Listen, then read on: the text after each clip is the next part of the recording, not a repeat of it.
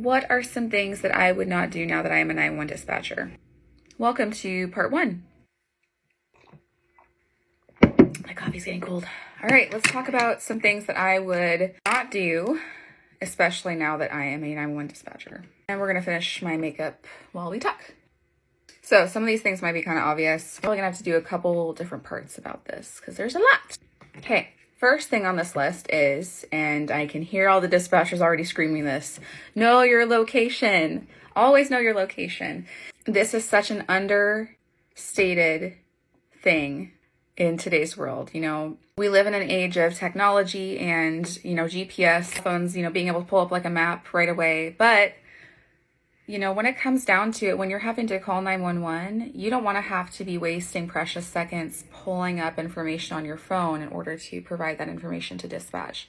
And yes, we have tools that we can also use, such as mapping and GPS and phone history and Rapid SOS, which is another tool that you can Google. But it's not as accurate as being able to, within those first 5 seconds, get an accurate address from someone calling who needs help. When you're driving around, pay attention to what roadsides you're passing. I cannot tell you how this has saved my life before. Not literally, but you get it. One time, recently, I was driving to my kid's doctor's appointment. I have an older car and it breaks down every once in a while. There's been a lot of issues with it. So just driving along, was paying attention to road signs I was passing. I already knew the name of the street that I was on. I had this feeling, might have been from God, I'm not sure. I had this feeling, I wonder if I'm going to break down at this road. Nothing happened on the way to the doctor appointment, but on the way back, sure enough, at that road, my car broke down. Started to make all these weird noises anyway.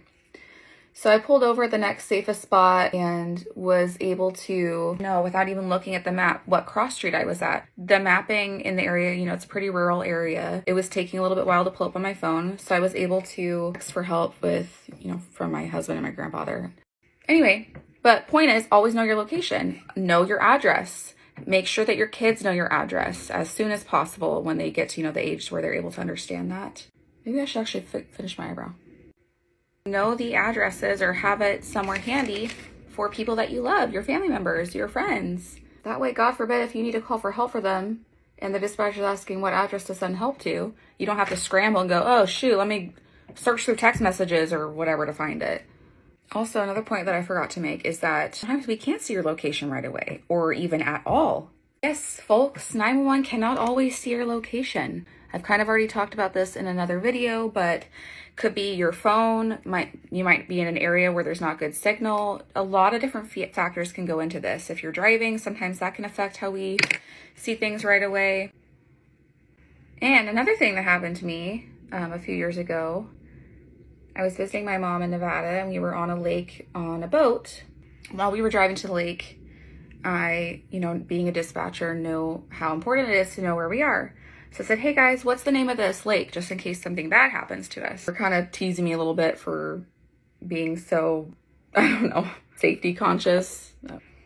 Well, my stepfather left to, I think, go pick up his kids. Meanwhile, my mom and my sister and I were on the boat, just kind of floating along, having a good time. We were supposed to go back to the dock to go and pick them up. We soon realized the propeller fell off the boat.